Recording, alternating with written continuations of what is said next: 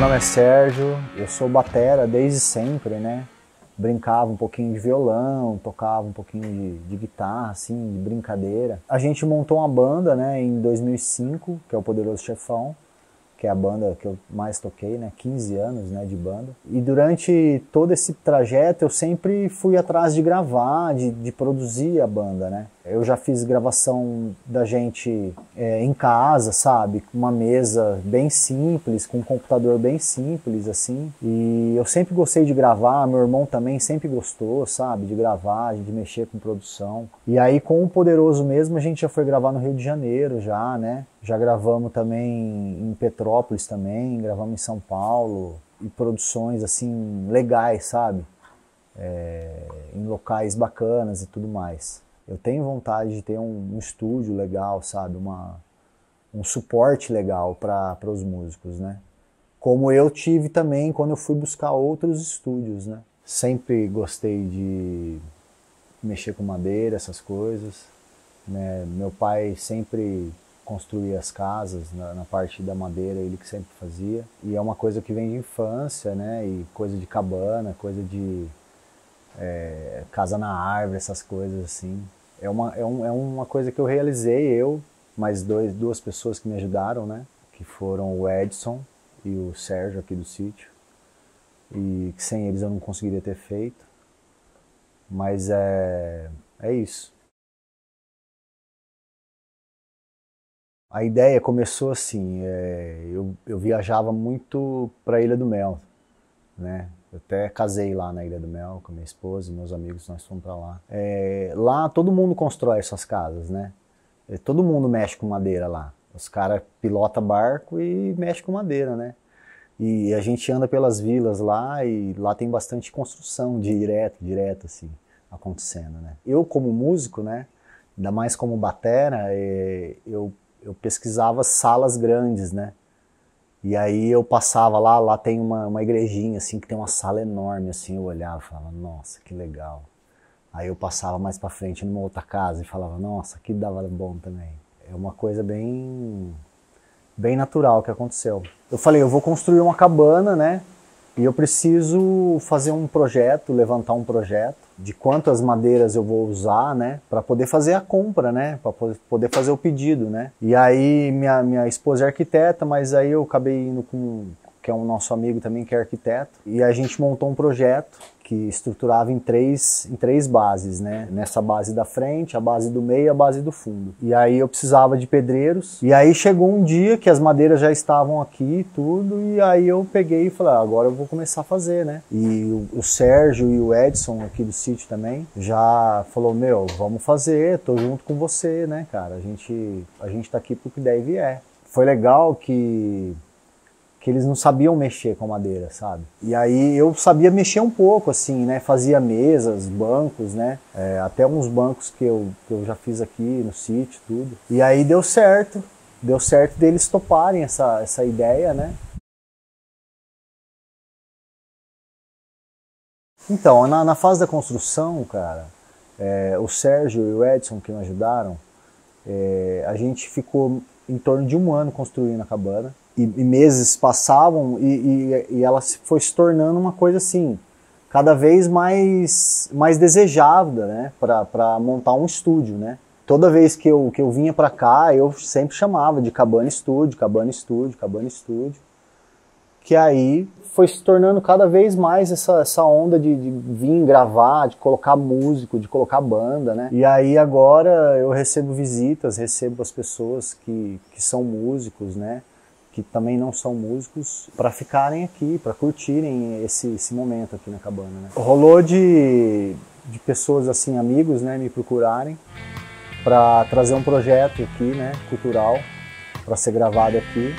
E assim, eu sou bem iniciante nessa parte, né, do que eu vou fazer da cabana, né? Eu sei que aqui é um estúdio, né? É um estúdio, eu quero produzir músicas, eu quero produzir arte, né, videoclipes, e trazer bandas e trazer músicos pra cá, né? E aí tá dando certo, né? Tá acontecendo das pessoas virem me procurar, né? A galera pergunta, né, se fui eu que fiz, né? Eu sempre falo, ó, foi eu, mas mais 2 pessoas, né? A gente ficou mais ou menos 1 ano fazendo e tal, e elas vão andando na cabana, elas vão curtindo, porque aqui ela tem todo um movimento assim de você estar aqui dentro e olhar para a natureza aqui de fora, né? E aí você vê toda essa parte de vidro, né? Eu acredito que é a sensação de quem chega aqui de primeiro é os vidros, né? De todo esse contato com as árvores, né? Eu acredito que tá nascendo um novo espaço para os músicos de Marília, de região, né? A gente conhece uma galera de Assis também, e daqui de Bressane, se alguém precisar de contratar o estúdio, né? E ele tá começando, ele tá tendo um visual assim muito legal de recepção, entendeu? Então tá tendo uma receptividade muito boa. Normalmente a gente faz bastante festa aqui, né? E aí todo mundo é músico, e aí sai 6 bandas daqui, né? Então começa 3 horas da tarde e vai acabar meia-noite. Então vem o pessoal do Poderoso, vem os amigos de outras bandas também, né? Eu toco em outra banda também. E aí a gente fica aqui tocando, cara. Tocando a tarde inteira e nadando na represa. Num ritmo normal, cara. É igual eu falei, aqui é um estúdio, eu quero ver cheio de músicos, né? Então, eu até já brinquei com um amigo nosso para ele fazer um aplicativo, né, de jams, porque sempre quando monta as jams, ninguém sabe que música tocar, né? Todo mundo sabe tocar todas as músicas, mas ninguém acerta para tocar uma. E aí era bom fazer um aplicativo para até ajudar nas jams, né? Sim, eu imagino assim que para a experiência da pessoa que vem aqui no sítio, né, que procura entrar aqui para gravar, né, ou para produzir alguma coisa, ela vai precisar de alimentação, né, e essa alimentação dá para fornecer um café da manhã, né, um almoço e uma janta, né, se ela for ficar a tarde inteira, e até acomodações para ela dormir, tem como dormir e tudo mais, e para ela poder produzir mesmo, aproveitar ao máximo assim, da sua experiência aqui no sítio.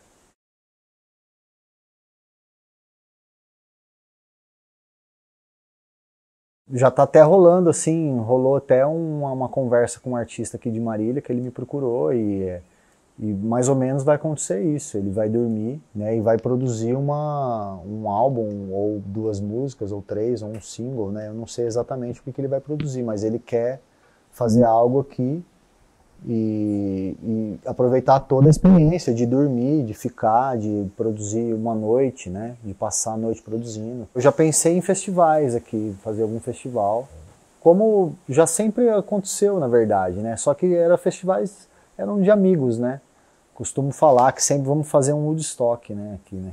Um dia bem quente, calor, cara. A gente nadando na represa, curtindo, os amigos, todo mundo.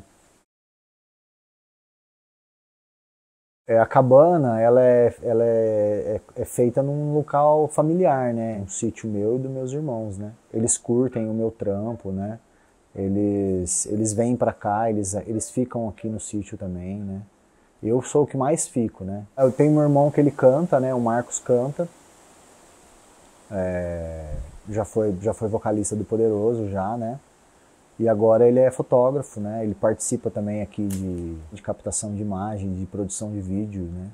E tudo que ele quiser participar, ele pode participar. Tudo é pensado, né? Nessa forma de festival. Se for acontecer algo, vai acontecer naturalmente mesmo, né? Se for ter que cobrar, se for ter que colocar segurança e tudo mais, né? Mas é uma coisa mais futura, né? Agora mesmo eu penso em pequenas produções. Pensando assim em trazer mais público, mais gente, a gente poderia pensar em colocar de novo a ideia de fazer cabanas, né? Que é uma coisa que eu gosto, né? Eu sempre fico pensando assim, nossa, acho que daria uma casa na árvore ali para um artista principal, por exemplo, né? O artista principal poderia ficar na árvore, né? Na cabana, né? Então eu já começo a pensar nessa maneira de sempre voltar a fazer algo relacionado à madeira, né, cara? Sempre me vem uma coisa assim de novo. Eu, na verdade, eu estou montando um esquema assim, para começo, né? Que seria a pessoa alugar aqui, poder alugar e poder usufruir da parte da cabana, né? Ou para fazer um videoclipe, ou para fazer uma sessão fotográfica, né, por exemplo, né? E a gente poderia ter outros pacotes assim para atender esse público, né? É o que a gente está tentando buscar, mas ainda é tudo um começo. É uma coisa assim, a gente fica incerto do que pode acontecer, né? Não ter a quantidade de quartos, né, para receber as pessoas ainda, né, em grande escala, sabe? A gente usa o sítio aqui, é uma fossa séptica, né? Então eu não sei se daria para ainda vir uma quantidade de gente usar, né, a infraestrutura do sítio que tem hoje, né? Talvez eu teria que fazer melhorias, né?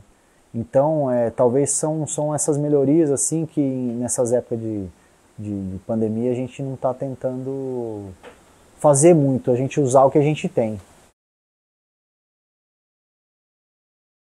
Quando eu montei a cabana eu já sabia mais ou menos que ela precisava ser decorada, né? Então, quadros, né? Eu sempre gostei de quadros, né? Alguns shows do Poderoso que marcaram, né, as artes que o Estevão fez. Eu gostei muito e enquadrei, fiz os quadros, né? E as viagens também, da onde eu vou, eu trago alguma coisa, né? E aí eu vou colocando e até achar que tá legal. Aqui é como se fosse uma cabana na Ilha do Mel. Essa vontade da gente estar na praia, né, cara? É a melhor coisa que tem, né? Então, por isso que eu tenho essas pranchas, né? Vontade de estar no mar, né? Meu braço é tatuado, né? Cheio de tema de mar, né? Eu gosto dessa vibe do mar, né? Da brisa do mar. Eu acredito que agora, cara, eu tô usando, assim, eu tô usando ela de uma forma, assim, mais artística, né? Eu acredito que mais para futuramente ela vai gerar alguma renda, assim. Ela já está gerando, na verdade. O meu trabalho já está gerando, porque eu faço imagens também, né? E aí está acontecendo que aqui vai ser um lugar de filmagens, né? De gravação, né? Pode ser que ajude a dar uma renda boa futuramente, né? Pós-pandemia ou agora também na pandemia também.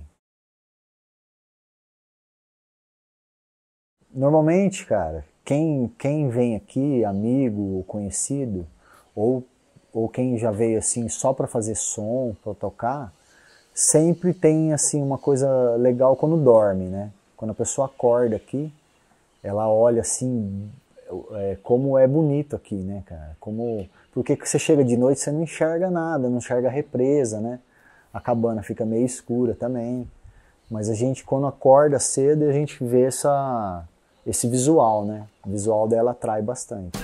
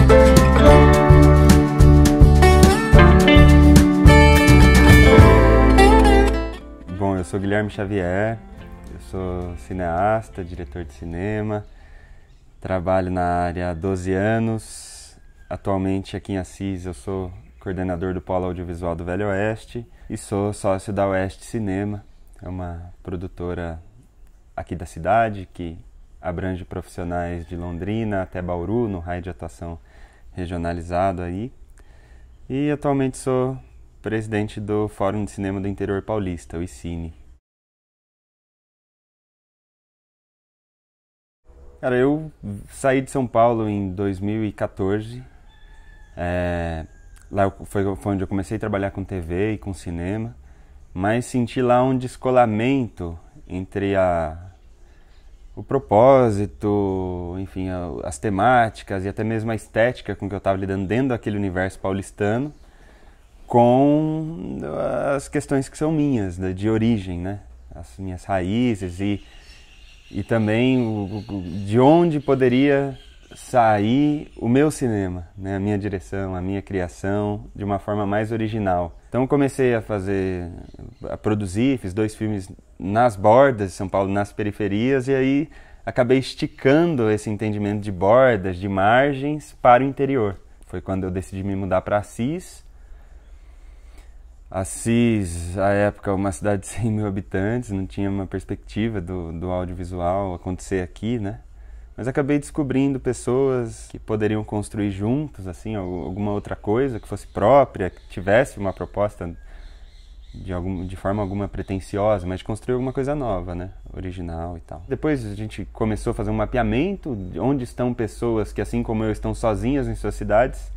Dentro do audiovisual isso é muito difícil, o cinema não se faz sozinho, né? O audiovisual também não. Quanto mais pessoas, mais especificidades você agrega, você tem um trabalho melhor no fim das contas.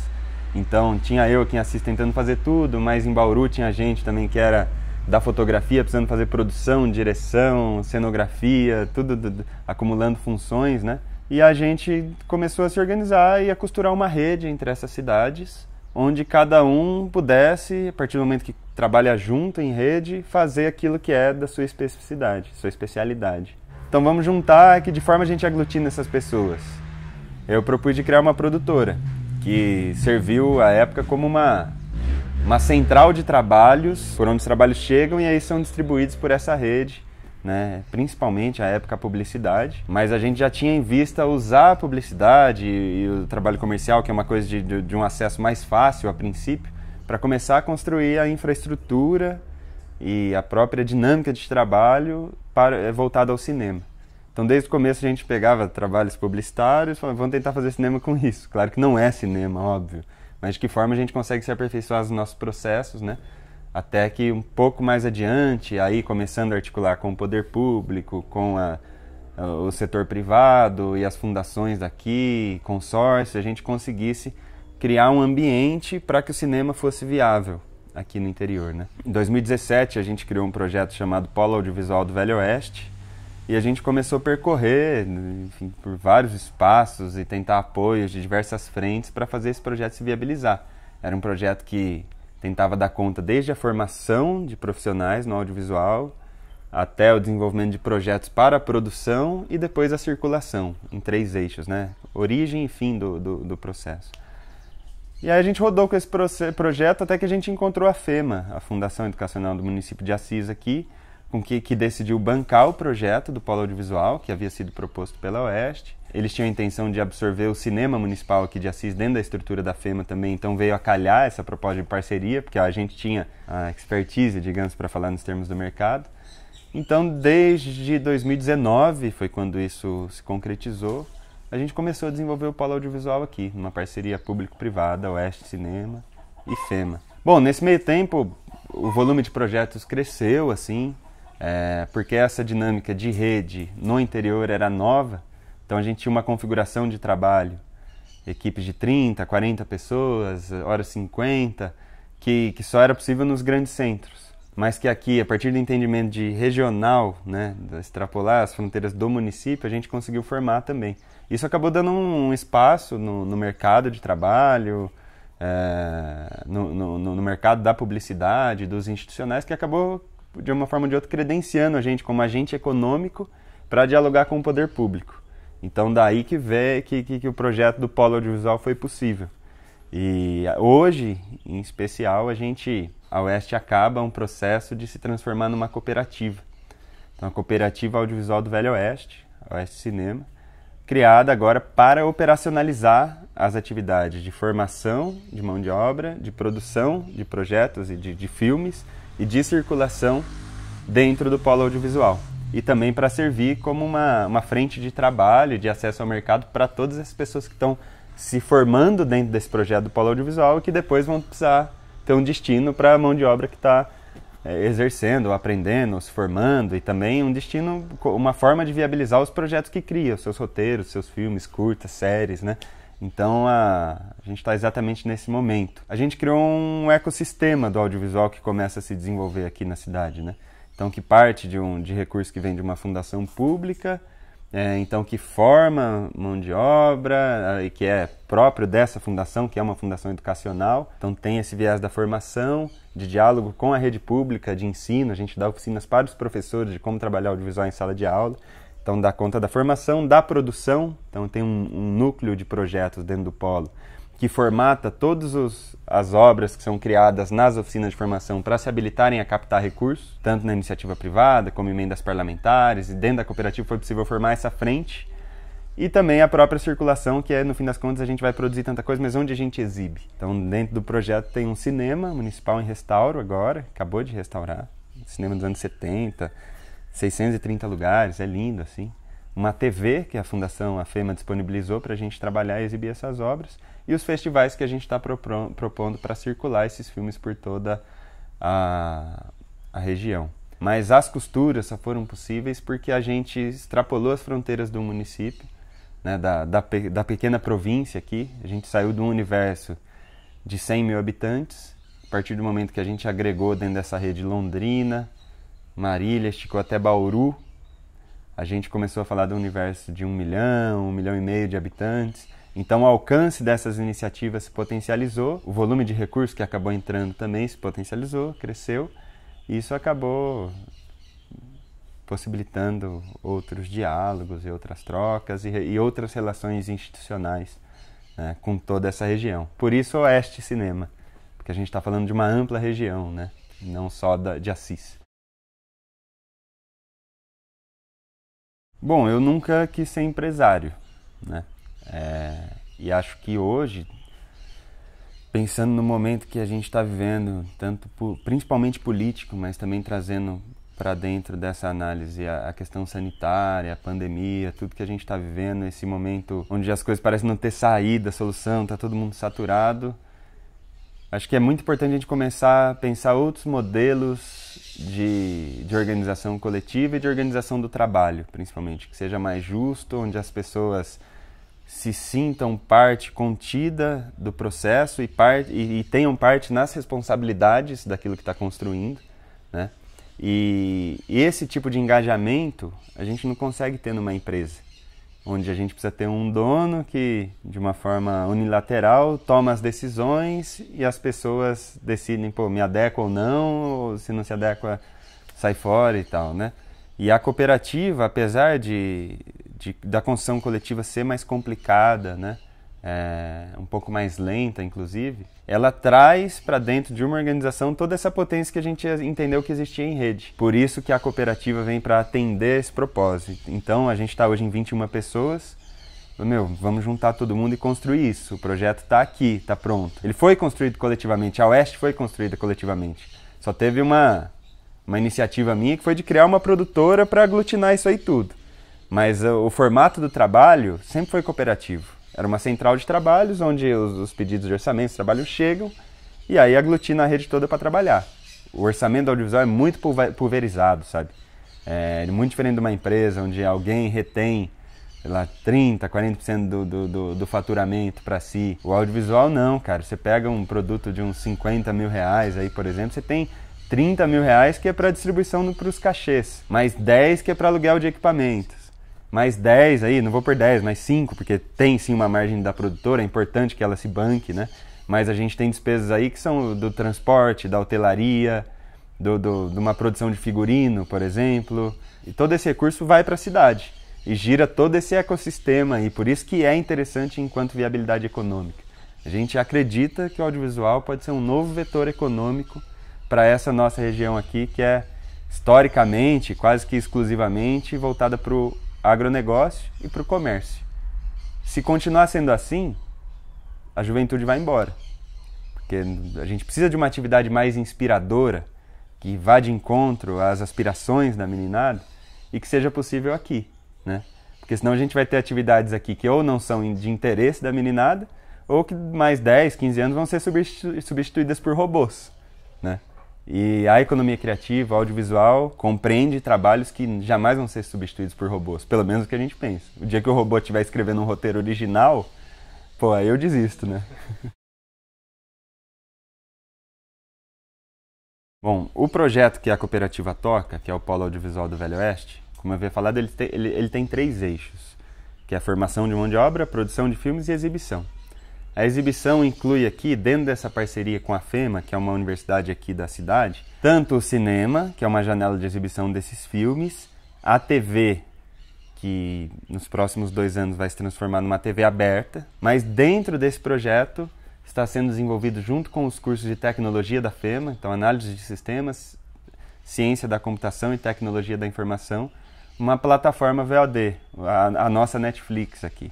É a Velho Oeste Play. E a proposta é que a gente acesse recursos, tanto de emendas parlamentares, leis de incentivo e tudo, para abrir editais, para pegar esses filmes e trazer para dentro dessa plataforma.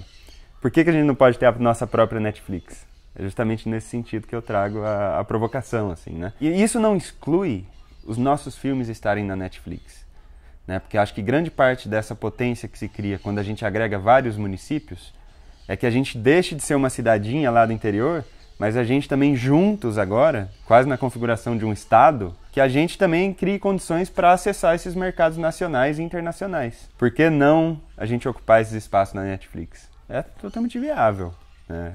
A gente tem pensado nisso. A partir do local, produzir algo que seja mundial. Olha, eu acho que um disparador muito importante para a gente começar a olhar para o nosso entorno e ver beleza no nosso entorno, porque o nosso olhar viciado para essas coisas que estão aqui à volta, muitas vezes não deixa a gente valorizar o que está próximo, né? De que forma a gente cria um olhar de estrangeiro para o nosso próprio território. A gente, em 2018, a gente foi gravar um filme pela Oeste lá na Itália. Foi bem legal o processo todo, mas a gente foi gravar numa cidade chamada Campi Bisenzio, que é perto de Florença, que é uma cidade que só tem idosos. Você vê nas ruas só idosos, só idosos. E aí, nós, molecada brasileira, primeira vez na Europa, aquela coisa, a gente ficava espantado. Gente, olha esses predinhos, cara, olha essa rua, olha essa arquitetura, o clima desse lugar. A gente olhava para aqueles velhinhos andando lá na rua, meu, pra eles era qualquer coisa. Pô, vivo aqui há 100 anos, sabe? Que graça que tem nisso. E aí, quando a gente voltou aqui, para esse mesmo trabalho, a gente foi filmar numa cidadinha aqui perto que chamava Frutal do Campo. Deve ter 1 quilômetro de extensão, assim, pequenininha, deve morar umas 1.000, 2.000 pessoas. É uma cidade inteira vermelha. A terra é tão vermelha que o asfalto é vermelho, as paredes são vermelhas, por reflexo as pessoas aparentam ser vermelhas também. Né? A gente falou, gente, que clima, sabe? Que estética doida que é possível tirar disso aqui. Agora imagina pegar um velhinho desse, uma senhorinha que estava lá na Itália e colocar aqui dentro, no meio do nada, para ele olhar para o entorno. Cara, ele nem ia saber se estava no meio da Índia, do Bangladesh, ou se estava no interior do Brasil, sabe? Porque é bonito, cara. É bonito, coisa simples assim, né? Então, ativar o olhar de estrangeiro para o nosso território é muito importante. Quebrar esse vício que a gente já tem de olhar para as coisas. Falar, meu, isso aqui aos olhos do mundo pode ser lindo, sabe? Não só as paisagens, mas também, meu, a cidade, por que não? Né? Você pega Assis, por exemplo, a cidade sem nenhum padrão arquitetônico, não tem história nas ruas, você anda, você tem uma fachada misturada neon com prédios dos anos 50, desbotado, você fala que loucura é essa, né? Mas, meu, esse não lugar também é especial.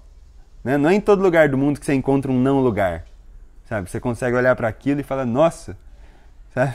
E o olhar de estrangeiro até para as coisas comuns aqui que a gente não costuma dar valor, que acha feio, que a gente cresceu com isso, também pode ser bonito. Por que não explorar isso através do cinema, né?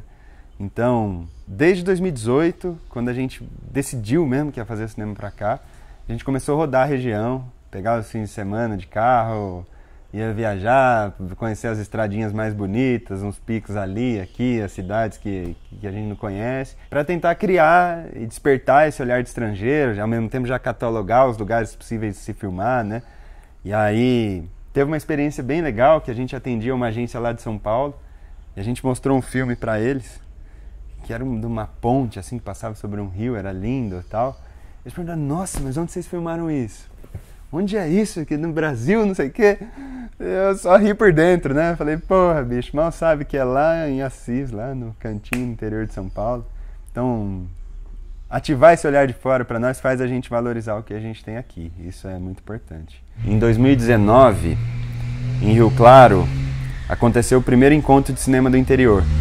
Foi chamado por um coletivo lá que é super importante para o interior de São Paulo. É o coletivo Que no Olho. E dentro dessa proposta de que a gente pode ocupar os espaços do cinema no mundo, Que no Olho produziu 2 curtas que foram para Cannes, o festival mais importante para a crítica, além do Oscar, né, no mundo. E, inclusive, ganhou uma menção honrosa lá em Cannes, e no Brasil se perguntava, pô, mas de onde vem esse filme? Do interior de São Paulo, nem sei que existe e tal. Então esse coletivo Que no Olho, em dezembro de 2019, chamou, acho que até meio despretensiosamente, o primeiro encontro de cinema do interior paulista. E a notícia se espalhou, parecido com o Festival de Iacanga, aquele documentário, sabe, que a coisa vai se espalhando sem saber como. E aí chegou no dia que o festival foi acontecer, a gente estava em 80 cineastas de várias cidades, assim, produtores, cineastas, exibidores. A gente falou, caramba, olha que universo é esse, né? E dali a gente já entrou em apresentação de cada peculiaridade, porque a gente não tem um interior, tem vários interiores aí, realidades distintas, de cidades com mais ou menos recursos, políticas públicas mais ou menos avançadas. E a partir dessa troca de experiência entre todo mundo, a gente começou a se organizar enquanto entidade e também politicamente. Dali saiu a criação de um GT de fomento, de distribuição comercial, circulação alternativa.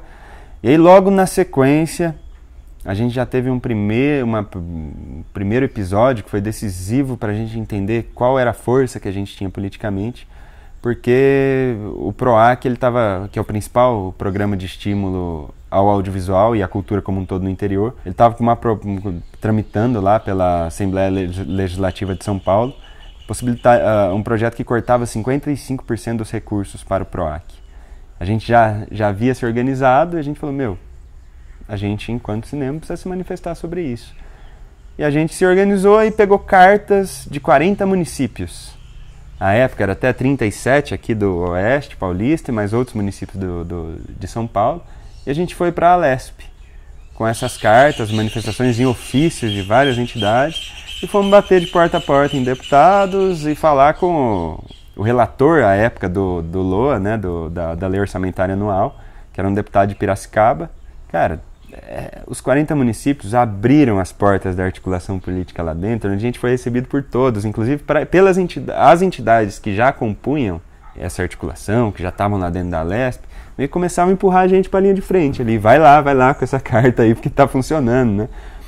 E no fim, essa articulação toda, que não foi só por nossa causa, mas conseguiu reverter o corte do PROAC, né? Mais adiante, existia uma entidade de São Paulo compreende a elite do audiovisual brasileiro, né? Junto com o Rio de Janeiro ele também. E conforme o interior cresce, isso também se torna algum tipo de ameaça, algum tipo de protagonismo. Claro que a gente ainda não ameaça ninguém, porque a gente está começando. Mas eles propuseram diminuir a cota de 50% do PROAC para projetos do interior a 30%. E novamente entrou em rede essa articulação, vários municípios, carta e tudo, e isso também não foi aprovado. E a gente entendeu, falou, caramba, a gente tem aqui um puta capital político, né? Que dificilmente é aglutinado num único projeto. Que projeto que está com 40 secretarias de cultura, né? Então, eu não estava mais falando por Assis, 100 mil habitantes, batendo de porta a porta na Lesp. Não, a gente estava falando quase que por todas as regiões do interior, com representações de várias cidades ali. E isso é muito forte, cara. O interior, ele paga mais ICMS do que a capital. Hoje o ICINE é uma organização com 40 municípios, delegados de 40 municípios. Ele se organiza num GT de formação.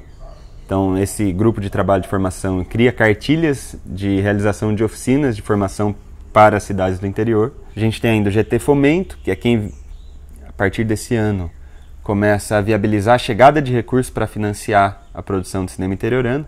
Então, tem aí, dentro da perspectiva do fomento, a articulação de todos esses municípios num consórcio único que consiga ter um fundo intermunicipal do audiovisual. A partir daí a gente conseguir receber recursos de emendas, do setor privado, das próprias secretarias de cultura, para financiar a nossa própria produção. Temos aí dentro o grupo de trabalho de circulação alternativa, que reúne todos os festivais e cineclubes do interior, que estão representados no ICine, para potencializar essas iniciativas. De que forma a gente cria um corredor, unifica, enfim, de alguma forma cria uma ponte entre os festivais, um calendário unificado, consegue captar recursos a rodo para todo mundo, né? Temos o GT de distribuição comercial, que é quem articula com os exibidores e players no geral. A gente tem um GT, Grupo de Trabalho de Preservação e Pesquisa, que é o que se articula com as universidades e os museus do interior, então Miss Campinas, Miss Piracicaba, para pensar como preservar os nossos filmes, como trazer uma pesquisa um pouco mais sólida sobre o que é o cinema do interior. Enfim, é uma organização assim, que a gente tem entendido cada vez mais a sua força, sabe? E a potência de criar uma coisa aqui no interior de São Paulo que possa ser replicada depois por vários estados a partir de uma única premissa. Vamos nos organizar enquanto municípios, criar uma rede de municípios para, nesse momento de crise que a gente tem do cinema nacional, onde tudo está caindo por terra arrasada, a gente consiga criar uma outra frente de viabilização do cinema e da economia criativa agora a partir dos municípios, a partir da nossa realidade, sabe? E vamos construir uma outra via do cinema nacional, é isso que a gente está se propondo. Primeiro passo, antes de tudo, para os municípios conseguirem entender o que é o audiovisual e inseri-lo dentro da atividade cultural como um todo, é entender que quem trabalha com a cultura é profissional. E no audiovisual isso é muito evidente, assim como em várias outras artes. As pessoas trabalham para sobreviver, não é luxo, né? A partir do momento que a gente molda o nosso discurso para entender a cultura, especificamente agora o audiovisual, como um setor econômico, como uma frente de geração de emprego e renda, para falar nas palavras que são palatáveis aos gestores, a gente sai dessa perspectiva voluntarista da cultura, de um lugar que só pede dinheiro para fazer o eventinho aqui ou aquilo ali. A gente está falando de uma ampla cadeia de produção, né? Que reúne desde os atores do teatro aos músicos que fazem as trilhas sonoras, a costureira, o eletricista, a arquiteta que faz o cenário. Isso tudo precisa partir do entendimento que são profissionais, porque o audiovisual não é possível se a gente ficar ainda naquele entendimento de que cultura é caridade. Então, a partir desse entendimento, a gente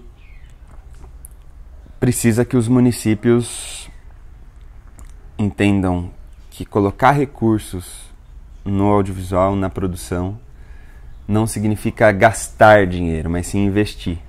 O audiovisual, a cada R$1 investido, numa média nacional, retorna em mais de R$2 em contribuição para a cidade. Então, qualquer edital que a secretaria lance, ou que os consórcios, os gestores lancem, não vão doar um dinheiro para a cidade, mas vão injetar. Porque esse recurso, como eu havia falado, vai comprar gasolina do posto, vai comprar roupa da figurinista, da costureira, vai gastar com alimentação na cidade, vai pagar impostos, vai abastecer uma ampla rede de trabalho, de trabalhadores que vão pagar seus impostos na cidade, vão consumir na cidade, né? Então, por isso é muito importante esse entendimento do setor enquanto um setor profissionalizado, né? E é uma virada de chave que a gente tenta trazer. Gestores, a partir do momento que entendem do que se trata, o audiovisual, precisam, de alguma forma, criar condições para que ele aconteça. E a gente não precisa muito, na verdade, né? Abrir espaços para trazer oficinas de formação, né? A gente tem a tal da Film Commission. Film Commission é uma mecânica muito importante, onde a gente cataloga todos os lugares possíveis de se filmar na cidade e oferece vantagens para as pessoas filmarem lá. Isso significa trazer produções de fora, não só as daqui, mas de fora, para filmarem aqui, porque aqui tem condições melhores, tanto tributárias, quanto também da mão de obra que está sendo formada, quanto acesso a equipamentos, isso tudo. Hotelaria, né? Lugares para as pessoas se alimentarem. E essas Film Commission buscam trazer essas produções de fora para a cidade, para desenvolver a mão de obra local a partir da experiência com essas produções maiores. É o caso, o Vale do Paraíba está pensando nisso agora, Paulínia fez há muito tempo, São Paulo criou uma Film Commission agora, tem recebido, antes da pandemia, uma série de produções internacionais, justamente porque cria esse escopo de vantagens para se filmar na cidade, né? Essa é uma atividade muito interessante. Na verdade, as secretarias de cultura, os gestores, não precisam fazer o audiovisual, assim como faz alguns eventos culturais enquanto proponentes, né, causadores daquele evento. Não, precisa criar condições para que a coisa aconteça ali organicamente, né, e que se desenvolva como mão de obra, como frente de trabalho, gerador de emprego e renda, e que traga a reboque disso tudo que a gente trouxe de imaterial, que é a criação de identidade cultural, do senso de pertencimento, reflexão sobre o próprio território, né? Mas, cara, isso tudo não adianta a gente discutir se a gente não entender que é um setor produtivo, sabe? Que não é uma ajuda que a Secretaria de Cultura está dando para a galera que quer fazer seus filmes. O audiovisual no interior é possível, o cinema no interior é possível, desde que a gente não entre em empreitadas individuais, que a gente consiga se organizar em rede, agregue vários municípios, pessoas que estão atuando em diversas frentes. Espero que, a partir desse conteúdo, as pessoas se sensibilizem e que tenham a energia necessária para se organizar coletivamente. Assim como a cooperativa tem acontecido aqui, como o ICINE tem acontecido no interior do estado, expandir as nossas fronteiras, quebrar as cercas da província, entender que a gente tem uma unidade cultural, uma unidade que vem desde a colonização. A gente está num território de colonização recente aqui, dos últimos 100, no máximo 150 anos, de um território que antes era despovoado, né, e de histórias apagadas.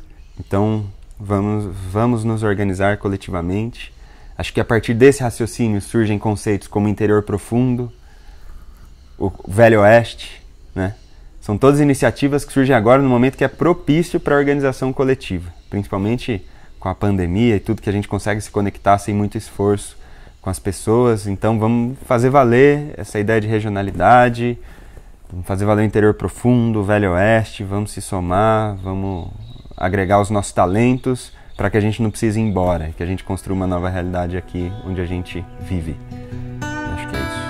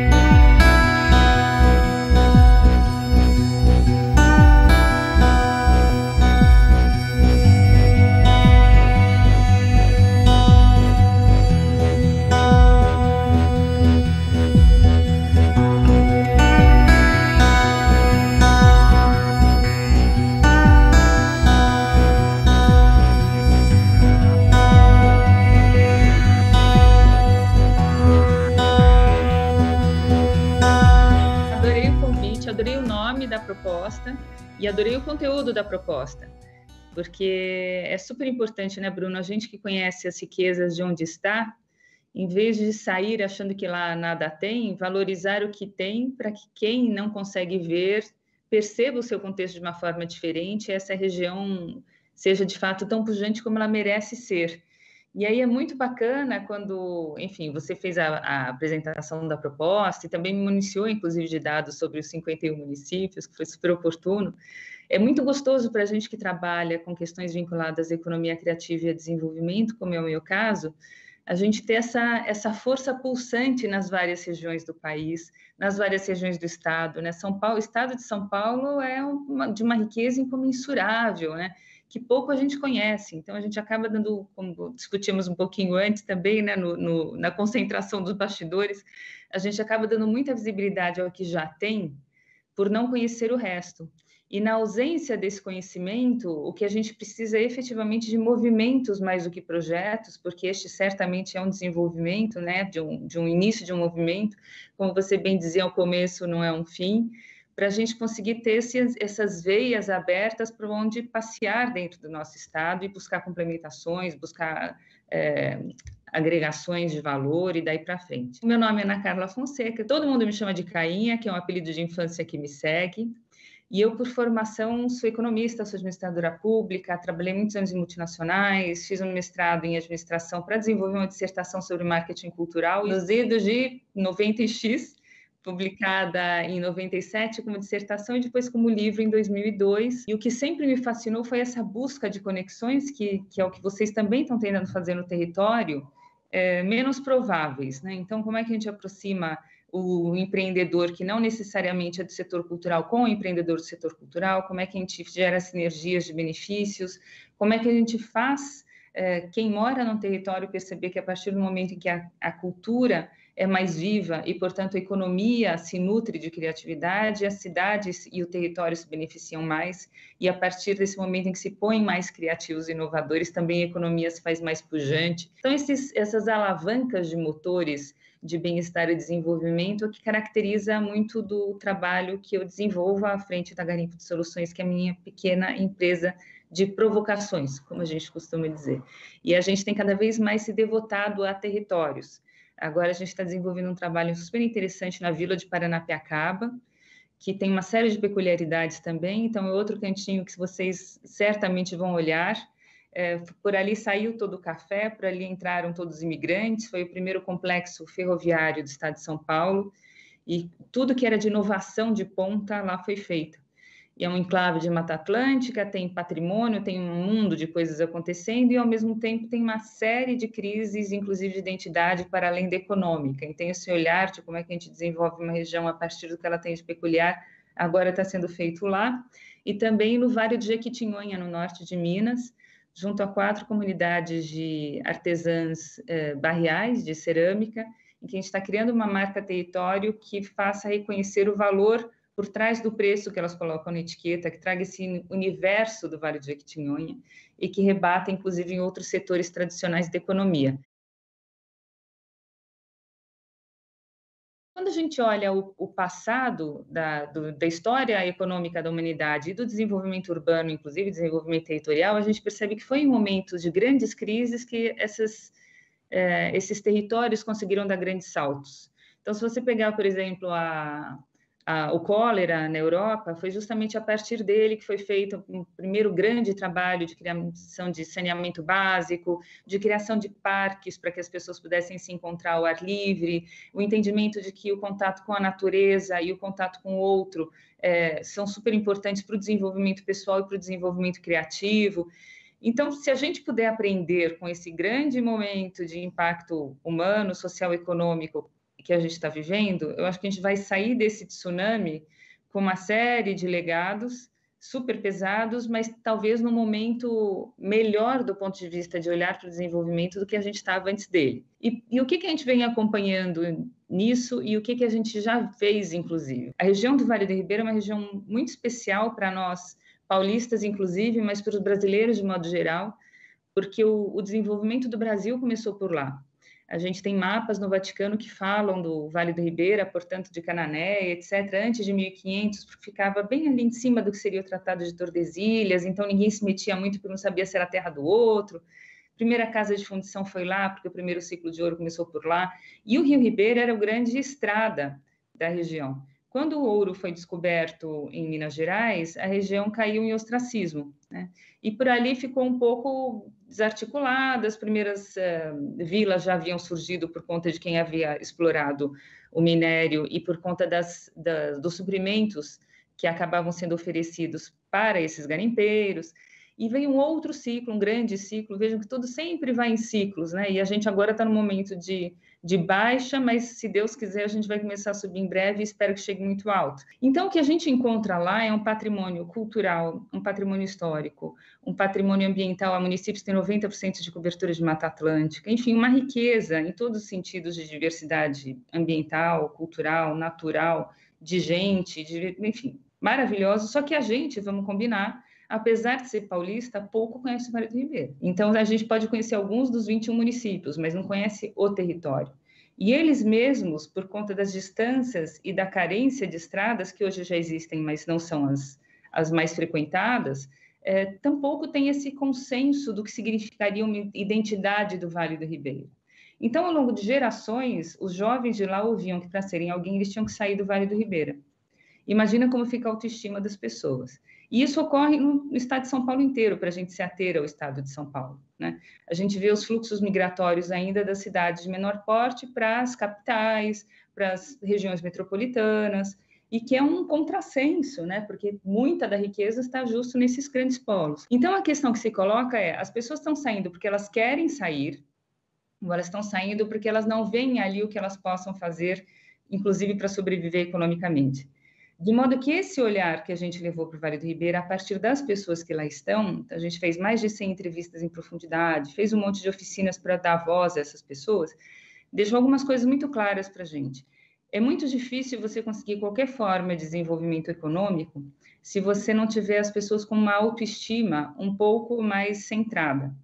Não tem como você chegar para uma pessoa que não acredita em si mesma e falar, vamos lá, empreenda, vai dar certo, etc. Se a pessoa não acreditar, ela não vai fazer. Então, trabalhar a questão da autoestima é super importante. Trabalhar a questão da identidade do território é fundamental, porque sozinho, quando você é pequeno, você não consegue fazer muita coisa. E isso eu acho que vale para todas as regiões. E a terceira questão é voltar para si mesmo e falar assim, poxa, o Vale do Ribeira, no estado de São Paulo e no Brasil, de modo geral, sempre foi entendido como uma região pobre, porque a gente olhava para essa região com uma métrica antiga, que era a métrica do desenvolvimento industrial. Quando você olha com uma métrica nova, que é essa de combate à mudança climática, da biodiversidade, da potência da diversidade cultural para atrair talentos e mantê-los, é uma das regiões mais ricas. Então, diante dessa perspectiva, o que é preciso fazer para que os empreendimentos de lá, inclusive, se conheçam e vençam barreiras? Tem que entender quais são as barreiras. Então, a gente foi lá entender quais eram as barreiras. Por que o cidadão que ganha o queijo premiado, escamoteado na mala, porque não podia ter ido na França, que é super precioso, não consegue negociar fora de registro? Não consegue porque ele não tem um selo da região, não tem o selo do Estado. Por que não tem o selo da região? Porque na cidade dele, a cidade é pequena demais para bancar esse selo de produtos de origem animal. Então, por que a gente não cria um selo que seja interconsorciado ali dos 21 municípios, diluindo o custo disso entre os vários municípios, para que ele consiga ter presença em vários outros cantos do Brasil, pelo menos? Por exemplo, lá tem uma comunidade evangélica, já de longa data. Será que não vale a pena a gente pensar, por exemplo, no desenvolvimento de uma moda evangélica própria de lá, que seja pujante, criativa, diferente e possa, inclusive, ganhar outros mercados no resto do Brasil? Porque a gente não tem uma moda evangélica sendo desenvolvida lá, e, ao mesmo tempo, a gente tem um mercado que cresce cada vez mais. Então, como é que a gente se volta para a região e entende quais são suas potencialidades e, a partir disso, empacota para conseguir levar para outros contextos? E por isso que o projeto em si se chama Dar Gosto Ser do Ribeira, porque era reconhecer o que tem de super legal lá e, a partir das pessoas, ver quais as conexões que tinham que ser feitas entre os municípios, com o governo do estado, com qual secretaria, o consórcio intermunicipal, o SEBRAE, que foi quem encomendou esse projeto. E isso é muito importante. Então, essas integrações que vocês estão fazendo, primeiro um mapeamento, depois dizer, legal, mas quem que tem que cuidar disso? Vamos ter que envolver a Secretaria de Abastecimento, vamos ter que envolver a Secretaria de Turismo, a Secretaria de Comunicação, sei lá eu quem. Porque qualquer empreendimento desses que seja fora da caixa, não vai encontrar uma caixinha só na qual se adequar. Não é só a Secretaria de Cultura, não é só a Secretaria de Desenvolvimento. Então, com quem que a gente dialoga? E com quem a gente dialoga no setor privado, porque aí é que está a grande pujança que a gente tem também, né? É um setor que, o setor privado no Brasil, muitas vezes se desenvolve à revelia de políticas públicas, né? Que não olham necessariamente para eles quando a gente fala dos setores criativos. Então, como é que a gente dá força a quem vem conseguindo se desenvolver apesar das dificuldades? O da Gosto do Ribeira foi nessa linha, o de Paranapiacaba tem nessa linha, do Vale de Jequitinhonha tem nessa linha, e em outras regiões também que a gente desenvolveu fora, em Porto Rico, em outros lugares, vão muito nessa linha. E eu acho que a gente tem muito que aprender com esse momento de crise, em que cada vez mais as pessoas estão querendo sair das grandes cidades e buscar bem-estar, se realizarem profissionalmente, se realizarem socialmente, etc., em cidades de menor porte. Então, aí acho que a gente tem a faca e o queijo na mão para, a partir de um olhar interno, perceber quais são as grandes potências e começar a trabalhar junto e saber que fiozinhos a gente puxa para conseguir fazer uma política mais integrada. Tradicionalmente, a gente entende os setores criativos como aqueles que mexem com atividades que não são repetitivas, que não são facilmente mecanizáveis e onde a cada vez que você faz uma coisa, há algo de muito especial e único naquilo. Então, já foram escritos trilhões de livros, mas aquele livro é a primeira vez que está sendo escrito. Mesma coisa com música, com audiovisual, com teatro, com gastronomia, com moda. Há uma questão que diferencia uma peça da outra peça, né? Elas não são padronizadas. Quando a gente fala de economia criativa, ela abrange não só esses vários setores, a exemplo dos que eu mencionei, nos quais as pessoas agregam sua criatividade para diferenciar produtos e serviços, que é o que a gente fala de valor agregado, mas ela também abrange o impacto que esses setores têm na economia tradicional. E isso é muito bacana para pintar o da moda. Se você imaginar que, assim como ocorreu, a partir de uma concorrência global, a indústria têxtil de confecções no Brasil sofreu muito, como o resto do mundo inteiro, como é que você resgata uma potência de indústria têxtil de confecções, que no Brasil, inclusive, é quem mais emprega mulheres em serviços, que só perde para a construção civil no emprego em serviços, porque é uma cadeia muito longa. Você tem que ter uma ponta de cadeia, que é a moda, que fala, olha, eu preciso de um tecido muito doido, que passando debaixo da luz mude de cor, que solte bolinha, que solte perfume, sei lá o que ele vai fazer, ou de um tecido natural diferente, porque as pessoas cada vez mais valorizam natural e economia verde, circular e daí para frente. Indústria têxtil, em vez de fazer mais do mesmo, que tal isso? E daí a indústria têxtil fala com a química vai falar, de repente, com quem está plantando algodão naturalmente colorido, e daí para frente. Então, o bacana, o mais potente na economia dos setores criativos é que não só eles crescem mais rapidamente do que o resto da economia, eles dão, via de regra, muita satisfação para quem está criando, porque quem tem essa necessidade de fazer o que é diferente, quando é obrigado a fazer mais do mesmo, quer subir pelas paredes, né? Tem gente que está super bem fazendo mais do mesmo e não quer ter trabalho para pensar e fazer fora da caixa, mas quem traz isso dentro de si é a morte ficar fazendo uma coisa que é repetitiva. Mas além de serem setores que crescem mais rapidamente que a economia, que são muito apetitosos para jovens, né, são muito atraentes, eles ainda têm um valor agregado na economia tradicional. E é isso que faz a força da economia criativa. Por isso que a gente vê grandes números envolvidos na economia criativa. Como é que eu reconheço essas questões? O que eu faço sempre é ir atrás de quem tem enorme satisfação com o que está aprontando, seja no setor que for, que consegue estar sempre fazendo coisas diferentes, então não se contenta em fazer, bacana, é um músico, mas ele só está cantando 30 vezes a mesma música que ele compôs há 45 anos. O cara está se reciclando, está indo além, está indo para frente. E aí, quando você tem esse conjunto de coisas, você consegue, muitas vezes, somando, fazer uma coisa maior ainda.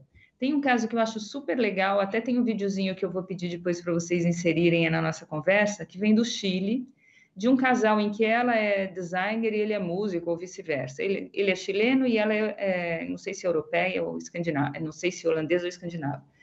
E eles foram morar numa cidadezinha na Patagônia chilena, no finzinho da Patagônia, muito pequenininha a cidade, e começaram a buscar essas pessoas que fazem criação com excelência. Quem faz questão de fazer o melhor, que não quer saber de... Então, o que trabalha com vasos de barro, o que trabalha com lã, que inclusive é uma ilha gerida por indígenas. Então, no vídeo vocês vão ver que tem um varalzinho pendurado as várias lãs. O que trabalha com madeira, o que trabalha com um mundo de coisas. Audiovisual. E, a partir disso, eles reuniram essa turma inteira e transformaram o que seria um tradicional vaso de cerâmica em uma das mais potentes e lindas, acusticamente potentes e lindas, caixas de som que a gente puder imaginar, que é um projeto chamado Mapuguaquém. Então, é só porque o artesão de barro está fazendo uma criação única, é só porque aquele que cuida da música tem um ouvido incrível e não dá por menos, o que vai fazer o retrato disso tudo nesse vídeo e vai trabalhar com a comunicação que encapsula essa história toda em uma narrativa muito potente, em quem trabalha com a questão dos tecidos, que não se conforma em fazer a coisa com menos perícia do que aquilo. Esse lado da excelência da criatividade é algo super interessante, porque a economia criativa em si não consegue resolver vários dos nossos problemas estruturais, por exemplo, de desigualdades, se só quem ganhar for a pessoa da ponta. Todo mundo tem que ganhar. Então, o que a gente defende é que a economia criativa não tem que ter só valor agregado, ela também tem que ter valor compartilhado. Nesse caso do Mapuguaquém, por exemplo, ganha o artesão do barro, ganha o indígena que está trabalhando a lã, ganha o marceneiro, ganha o audiovisual, ganha o músico, ganha o designer, ganha todo mundo. E, além disso, você tem que ter um terceiro valor, que é o valor compartilhado junto com o percebido. Então, será que eu estou conseguindo contar essa história? Como é que eu boto tudo isso dentro de um lacinho de fita, envelopo e apresento para as pessoas verem o valor que tem por trás de um preço que eventualmente está na etiqueta? Se você não trabalhar a economia criativa nessas 3 vertentes, você não vai conseguir mudar muitas coisas. Então, como eu reconheço, eu vou atrás de pessoas que também fazem trabalhos que, independentemente de não serem da minha área, eu olho e falo assim, meu, que coisa incrível! Como foi que o cara conseguiu fazer aquele catavento que tem uma dobra de papel que ele tirou, sei lá, de que folha de árvore? Essas coisas que vão nos encantando dão muito da criatividade do que existe sendo feito. Agora, você falava da articulação de redes, é exatamente isso. E como é que a gente faz essa questão ir adiante sem depender, por exemplo, de verbas públicas? Aí eu acho que a gente tem que trazer a bordo uma coisa super importante, falando de futuro do trabalho, invariavelmente a gente mexe com isso, que é o olhar das empresas privadas, para além das políticas públicas. Quais são alguns dos grandes desafios que as empresas privadas têm hoje? Conseguir futuros trabalhadores que queiram trabalhar nessas empresas, tem muitos jovens em especial que não estão afim de trabalhar em empresas, eles querem empreender, porque eles acham que as empresas são muito chatas, são muito quadradas e não os deixam criar. Então, essa é a primeira coisa. Se você começa a mostrar para a empresa como ela pode ser mais criativa, ela passa a ser mais atraente para contratar pessoas que sejam criativas. A segunda questão é, se você pegar o mapeamento do como serão desenvolvidas as profissões, tem uma série de previsões. Tem gente que fala, olha, a gente vai ter muito decodificador de genoma, a gente vai ter consultor de energias climáticas, a gente vai ter um monte de profissões que hoje não existem, e muitas das que existem vão embora. Estima-se que quem está chegando no mercado de trabalho hoje virá a ter 7 profissões diferentes. Que profissões serão essas? Não são nem trabalhos, são profissões diferentes. Eu sou médica, depois vou ser advogada, depois você será o quê? A gente não sabe o que serão essas profissões, mas a gente sabe que essas pessoas terão de ter as tais das habilidades do futuro, que são coisas, características humanas e que só são desenvolvidas quando a gente trabalha com criatividade, com cultura. Por exemplo, flexibilidade cognitiva. Eu vou, não dá certo, eu tento de outro jeito. Quando eu trabalho com empatia, quando eu trabalho com inteligência emocional, quando eu trabalho com a capacidade de formação de redes, quando eu trabalho com análise sistêmica, quando eu trabalho com uma lógica de compasso que pode ser transposta para outras questões. Por exemplo, eu sou musicista, não tem nada mais matemático do que música. As crianças hoje não querem aprender tabuada, mas elas podem desenvolver o raciocínio abstrato, que é o que é fundamental para a ciência, a partir da música, porque elas vão acostumando o cérebro a desenvolver áreas, elas vão requisitando o cérebro a estimular áreas, que são aquelas que pensam no compasso, que pensam no que ainda não existe, mas está lá, que pensam no que é intangível. Então, todos os nossos setores criativos, além de hoje favorecerem a economia, vão estimulando nas pessoas jovens, nem tão jovens, já idosos, aposentados, essas habilidades para a gente lidar com um futuro que é muito imprevisível e que a única coisa que a gente sabe é que ele vai pedir que a gente seja cada vez mais humano.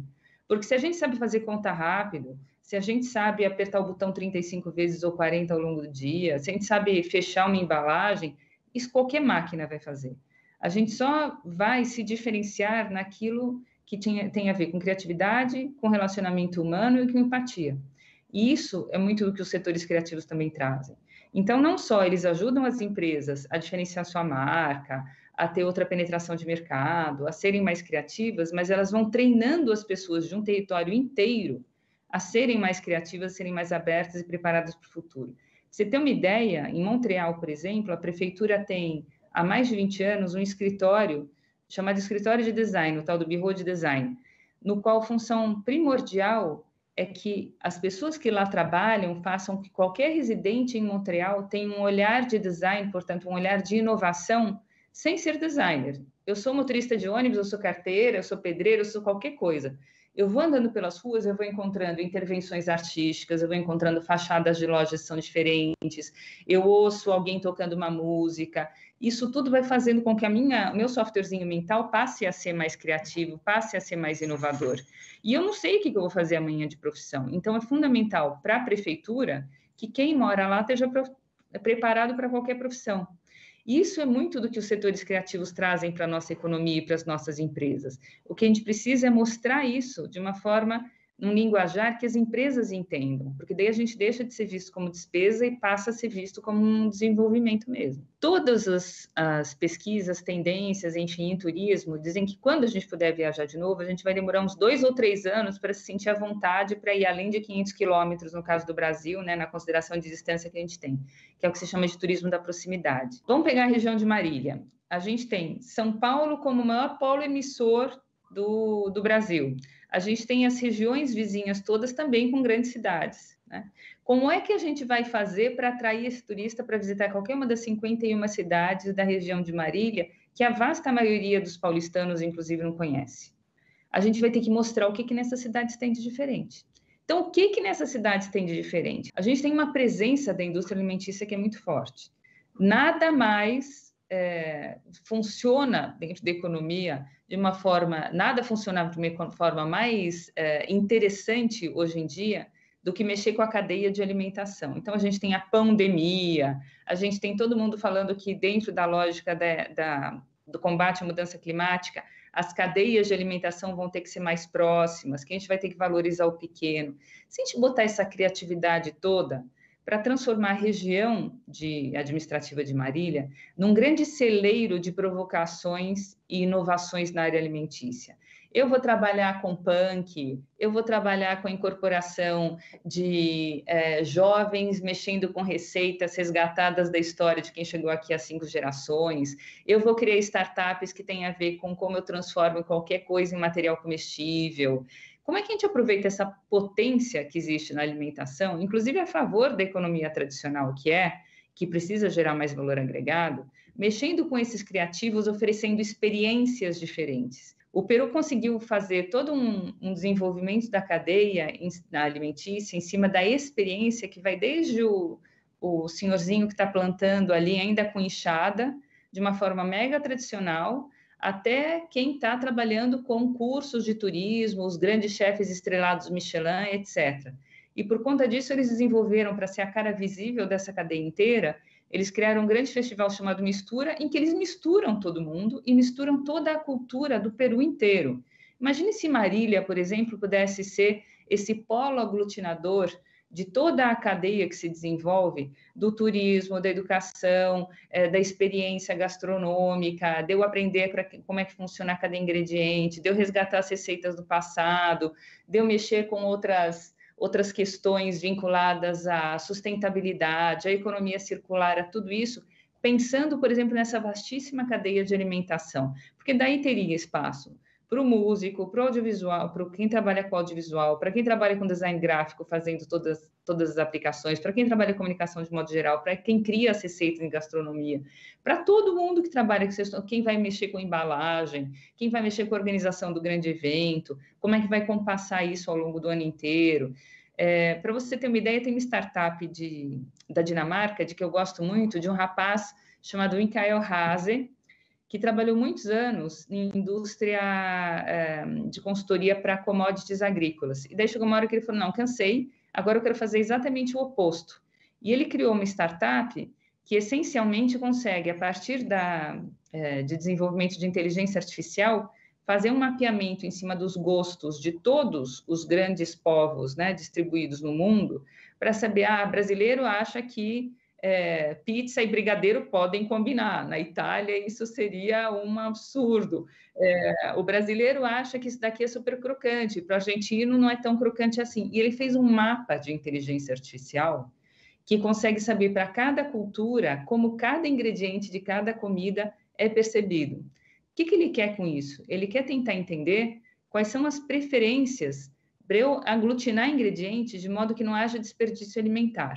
Então, ele criou uma startup em cima desse grande mapa de inteligência artificial chamada Plant Jammer. E como é que funciona essa história? Digamos que eu esteja voltando para casa e eu digo, poxa vida, eu esqueci que hoje eu vou fazer o jantar em casa. Daí eu aciono o meu celular e, pela Siri, pela Alexa, enfim, peço para verificar o que eu tenho na minha geladeira. E a Siri fala, olha, você tem aqui um cogumelo que se você não fizer hoje, já estragou. Você que está falando comigo no carro, adora a cenoura. A 1,5 km tem um lavrador de agricultura orgânica que faz uma cenoura que não tem para ninguém. junta aquela cenoura com o seu cogumelo, você tem aqui uma receita Pluft, ela puxa a receita que em 15 minutos você faz um jantar para os seus amigos.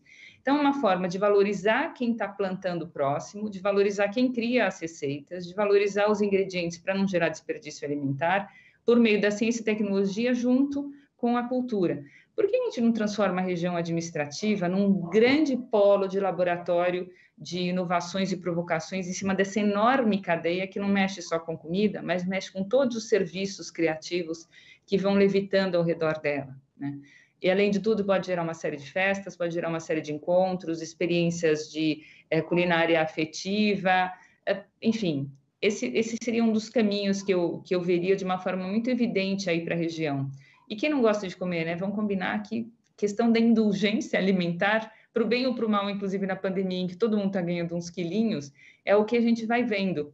Só que, ao mesmo tempo em que a gente tem essa premência por desenvolver outras formas de cadeias, a gente tem uma questão super importante, que já era importante no Brasil antes da pandemia e agora será ainda mais, que é dos sofrimentos emocionais. Então, depressão, ansiedade, agorafobia, tudo isso. Uma das questões mais vitais para a gente combater isso é uma alimentação saudável. E a gente só vai conseguir envolver os jovens, em especial, numa alimentação saudável, se for a partir de experiências que eles achem criativas. Então, no final, a gente junta tudo. Como é que eu consigo ajudar a combater o sofrimento mental, que vai ser a quarta onda da pandemia? Como é que eu consigo juntar o grande e o pequeno? Como é que eu consigo juntar o público e o privado? Como é que eu consigo reunir as várias cidades da região? Como é que eu consigo apresentar a região com uma forma rejuvenescida do que seria a alimentação, trazendo valor agregado, inclusive, às empresas? E um outro caminho que eu acho que seria muito legal percorrer seria essa lógica que vocês trazem no festival do Velho Oeste. O que é o Velho Oeste paulista? Porque a gente fala muito do Velho Oeste dos Estados Unidos sem conhecer o próprio. Se vocês conseguirem encapsular essas vertentes do Velho Oeste paulista, o que ele representa em termos de cultura, de jeito de ser, de moda, de música, de audiovisual, de gastronomia, de artesanato, de tudo, propondo uma experiência do Velho Oeste. Imagine que delícia fazer um pacote de 3 dias ou de fim de semana, venha conhecer o Velho Oeste paulista. E as pessoas que têm todo aquele imaginário projetado a um país estrangeiro conseguirem transpor isso como uma proposta bacana nesse turismo de proximidade de até 500 quilômetros. Então, acho que alguns caminhos que podem ser pontas de lança para aglutinar essa turma toda da criatividade que você está colocando. Você tem que ter um objetivo comum, né? Talvez o objetivo comum seja pensar em uma dessas cadeias e como cada um se encaixa dentro dela. A partir do momento que a pessoa se sente encaixada, ela não quer mais sair da região.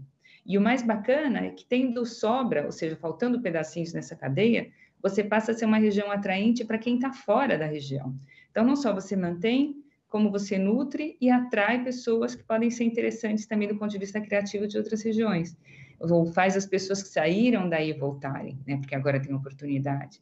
Então, acho que é super importante para essa aglutinação, para a formação dessa rede, dessa integração, ter um olhar comum, ter uma direção comum. E aí eu sugeriria pegar uma cadeia que fosse ponta de lança para todo mundo se sentir parte de alguma pecinha. Eu me lembro, por exemplo, de um caso que ocorreu durante anos em Barbacena. Barbacena, ali em Minas, sempre ficou muito associada aos hospícios, enfim, uma presença enorme, com todas as histórias envolvidas em hospício. Então, o cidadão de Barbacena já estava meio cansado de, cada vez que saía de Barbacena, falar que era de Barbacena, e as pessoas, já entendi, né, hospício e tal. Como foi que eles lidaram com isso? Falando de novo de como é que eu trago, inclusive a questão da autoestima e da identidade. Eles resolveram criar o Festival da Loucura. E o Festival da Loucura trazia a cada edição as coisas mais incríveis e audazes que você podia imaginar em cultura, e, ao mesmo tempo, uma discussão com os top psiquiatras sobre loucura. Então, eles deram a volta por cima em algo que era quase um bullying nacional, uma pecha associada, para reverter em algo que era super chamativo e onde todo mundo queria estar. E aí eu fico pensando também em como a gente consegue pegar as questões que, às vezes, o cidadão local, inclusive, acha que não é tão valoroso assim na região, e a partir do veneno a gente faz o antídoto, né? Essa eu acho que é uma questão muito interessante, muito provocativa aí para a região. Então, tem toda uma série de estudos sendo feitos agora e que, claro, né, a gente vai mudando a a rota conforme o andar da pandemia, que é muito quem está ditando hoje o que a gente vivencia. Inclusive, alguns desses estudos que a gente deixa depois como referência para quem tiver interesse, mas algumas questões que vêm sendo quase que consensuais, seja nos estudos de tendências que a gente vai fazendo no Brasil, na América Latina ou no mundo de modo geral. Primeira questão é que, por conta de tudo que a gente está vivenciando, cada vez mais a gente vai valorizar o negócio local. Aquilo de, eu vou comprar, para mim, símbolo de status é comprar uma garrafa d'água da Noruega, que vai viajar da Noruega até o Brasil, com toda uma pegada, inclusive, ambiental gigantesca, que pode ser gostosa, mas será que é mais gostosa das várias que a gente tem aqui? E que vai chegar a um super preço enorme. Então, isso cada vez menos faz sentido. Consumismo desenfreado cada vez menos faz sentido. O número de pessoas que vão se sentindo à vontade com a reutilização é cada vez maior. Então, tudo que tiver a ver com reforço de produtos locais, com cadeias de produção mais próximas, cadeias, inclusive, menos dependentes de coisas de fora. Por exemplo, se eu for colocar todas as fichas no setor musical, eu preciso garantir que todos os elos da cadeia musical possam ter um backup se por acaso eu não puder contar com, digamos, um fabricante de instrumentos musicais que fica no Japão, porque pode ser que eu venha a ter problemas com esse suprimento. Então, a gente vai vivendo quase que uma reversão de um movimento que era uma globalização super intensiva para uma globalização mais sensata e cautelosa, de bacana, será que eu consigo fazer, de repente, esse meu violino com outra madeira que não seja necessariamente uma madeira que venha lá da Floresta Negra, ou sei lá eu? Te dou um exemplo muito prático. O pessoal, os caiçaras do Vale do Ribeira, para mencioná-los, tradicionalmente fazem a festa de fandango e os instrumentos musicais com uma madeira que é a cacheta, que é uma madeira da Mata Atlântica, que não necessariamente na região onde eles estão, mas em várias regiões do Brasil, entrou praticamente em extinção. Então, o IBAMA resolveu proibir que se tire cacheta da natureza, ainda que para fins patrimoniais, enfim, para manutenção de tradições. E daí eles ficaram sem saber o que eles iam fazer, porque todos os instrumentos musicais e tudo gira em cima da tal da rabeca feita de cacheta, e a cacheta não pode mais ser tirada.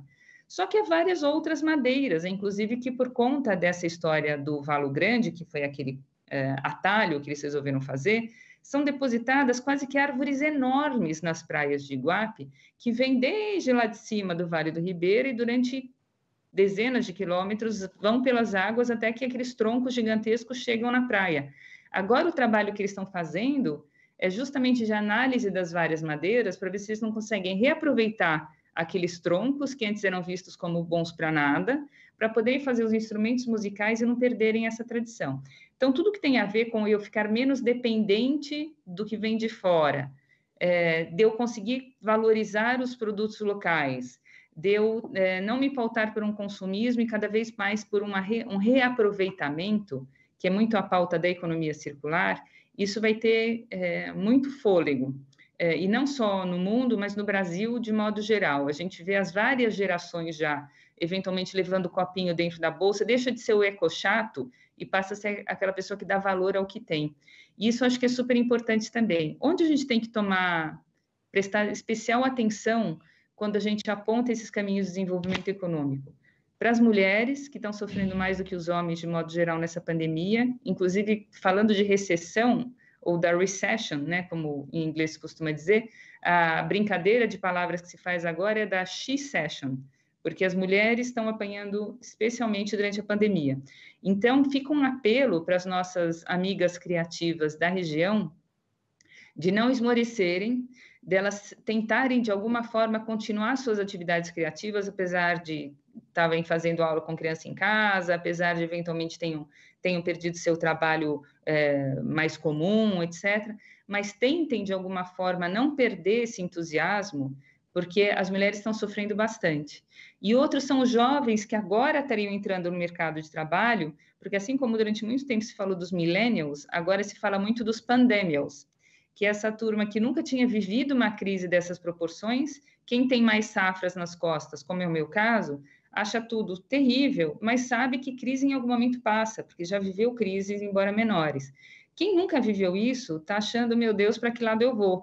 Então, aquela sugestão da gente pegar uma ponta de lança que possa ser um direcionador, um farol, uma bússola para todo mundo, é especialmente importante quando a gente vai falando de profissionais criativos que estão chegando agora ao mercado de trabalho, que estão saindo da faculdade, que estão no meio do curso e que estão meio sem perspectiva futura. Porque essa turma que vai dar muito da velocidade de recuperação que a gente conseguir ter, né? Esse sangue novo, esse frescor todo. Então, é fundamental nesse mapeamento que a gente for fazendo, dar consideração especial para esses dois grupos. Há algumas questões que são super importantes, em especial nesse momento de pandemia, que a gente tem que levar em conta. Invariavelmente, quando a gente falar com prefeitos, gestores públicos de modo geral, eles vão dizer, socorro, tudo agora é para questão sanitária, estou na lona, etc, etc. Então, o que eu acho que a gente tem que cada vez mais defender é que quem trabalha com criatividade não quer necessariamente dinheiro na mão de uma forma contínua até que esse dinheiro desapareça. Mas a gente quer efetivamente que esse dinheiro seja acompanhado, ou seja, um capital semente, por assim dizer, de estímulo ao desenvolvimento da própria região. E te dou um exemplo que a gente pode traduzir para esse nosso contexto. O Chile lançou há alguns anos um programa muito bacana chamado Almacenes de Chile, que são os armazenzinhos, as vendinhas, as vendinhas do Chile. E o que eles perceberam? Eles perceberam que essa turma muitas vezes carecia de um olhar mais voltado à gestão. Então, não sei fazer uma comunicação, eu não sei mexer com redes sociais, eu não sei fazer um próprio layout aqui da distribuição dos meus produtos, se eu tiver uma loja com produtos e não serviços, eu não sei me relacionar necessariamente com o cliente, enfim, não sei um monte de coisa de gestão, porque é um negócio que é quase orgânico, né? Herdei do meu pai, eu montei quando eu era pequena e a coisa vai sobrevivendo. Se a gente imaginar que uma das grandes carências, como você bem coloca, Bruno, nos nossos setores criativos, é esse entendimento da gestão, porque às vezes a turma é super boa de criação, mas não consegue fazer um negócio rodar, e o setor público fizer as pazes com isso, e entender que os empreendimentos criativos são dos maiores, os que têm mais potencial, justamente porque trazem muita gente jovem, porque crescem mais rapidamente da economia, porque trazem valor agregado, trazem valor compartilhado, a gente tem muito a ganhar com isso. Então, por que não pensar, por exemplo, em um programa como esse do Chile, voltado aos empreendimentos criativos, em que eles digam, olha, para poder ter acesso a um dinheiro, capital semente X, a um edital, o que for, primeiro a gente vai fazer um curso online de 2 dias sobre questões essenciais de gestão, em que a gente sabe que todo mundo vai apanhando. E eles dão esse direcionamento. Daí chega ao final desse curso de X tempo, a pessoa que é esse nosso amigo criativo, fala, bacana, então estou entendendo que para o meu negócio, o que eu não sei fazer de jeito nenhum é contabilidade. Eu me enrosco, vou ter que contratar contador, eu não tenho grana, eu preciso aqui de um olhar especial para a contabilidade. E daí o que o governo faz, no caso deles, e eu acho que poderia fazer no nosso, é, beleza, então aqui você vai ter um curso de contabilidade que de repente vai ser dado pelo Senac, pelo Sebrae ou por quem for, de 8 horas para você não ter mais essa lacuna na gestão do seu negócio, e você vai ter acesso ao edital uma vez conseguindo vencer essas 8 horas.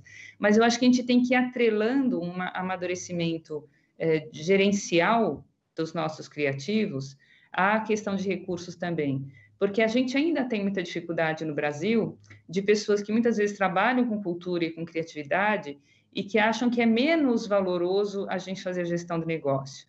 Quando a gente pega as pessoas que primeiro começaram a discutir isso no Brasil e que tem grande nome, como, por exemplo, o ex-ministro Gilberto Gil, o Gil é um empresário de si mesmo, né? Por isso ele não isso não desmerece em nada o seu aspecto criativo, né?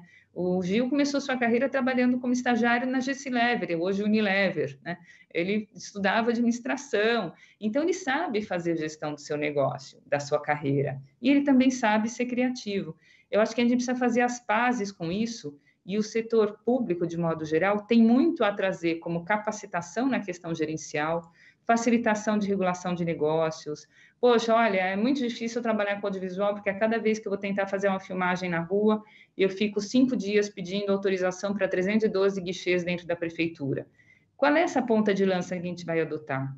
Então, a primeira coisa que eu acho que o governo tem que fazer dentro dessa discussão, em se definindo uma ponta de lança, é vamos trabalhar com música, com audiovisual, com gastronomia, com o que for, faz uma varredura de todos os regulamentos que estão nesse setor. Deve ter lei, decreto de 1910 que ainda está válido e que só atrapalha a formação de um ambiente de negócios. Então, para a gente sair dessa sinuca de tentar fazer uma aproximação com o setor público, ele dizer, desculpa, eu não tenho dinheiro, eu não quero só dinheiro, eu quero investimento com capital semente, mas eu quero mais coisas, eu quero que você não atrapalhe, que você facilite e que você jogue junto nessa questão de cada vez mais investir nos pequenos negócios criativos, mas que são negócios.